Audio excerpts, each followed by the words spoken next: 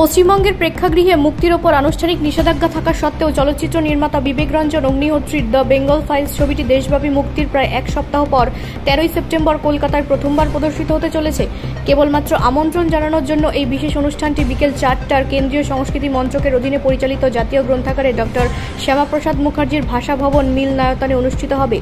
1946 সালের আগস্টে কলকাতায় ডাইরেক্ট অ্যাকশন ডেতে সংগঠিত সাম্প্রদায়িক দাঙ্গার পুনরুত্থানকারী এই ছবিটি অগ্নিহোত্রীর ফাইলস ট্রিলজির শেষ অংশ দ্য তাশখান্ড ফাইলস এবং দ্য কাশ্মীর ফাইলসের পরে।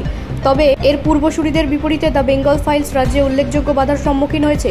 কলকাতার একটি বিশিষ্ট সিনেমা চেইন প্রাথমিকভাবে ছবিটির ট্রেলার লঞ্চ বাতিল করে দেয়। পুলিশের হস্তক্ষেপের কারণে একটি 5 তারকা হোটেলে ট্রেলারটি মুক্তির পরবর্তী প্রচেষ্টার মাঝপথে ব্যাহত হয়। অগ্নিহোত্রী এবং অভিনেতা প্রযোজক পল্লবী যোশীর মতে রাজনৈতিক চাপ এবং ভীতি প্রদর্শনের কারণে রাজ্যে ছবিটি আনুষ্ঠানিক নিষেধাজ্ঞার সম্মুখীন হচ্ছে। বিরল পদক্ষেপ হিসেবে যোশী রাষ্ট্রপতি দ্রৌপদী মুর্মুকে চিঠি লিখে শৈল্পিক স্বাধীনতার ওপর কথিত নিষেধাজ্ঞার বিষয়ে উদ্বেগ প্রকাশ করেছেন। এই বাধার সত্ত্বেও শনিবারের প্রদর্শনীর আয়োজকরা অটল রয়েছেন। জাতীয় গ্রন্থাগার মিলনায়তনে প্রিমিয়াম অনুষ্ঠানের জন্য প্রয়োজনীয় সমস্ত অনুমতি নেওয়া হয়েছে। খোলা হাওয়া এর সভাপতি এবং বিজেপির জাতীয় নির্বাহী কমিটির সদস্য স্বপন দাশগুপ্ত সাংবাদিকদের বলেন।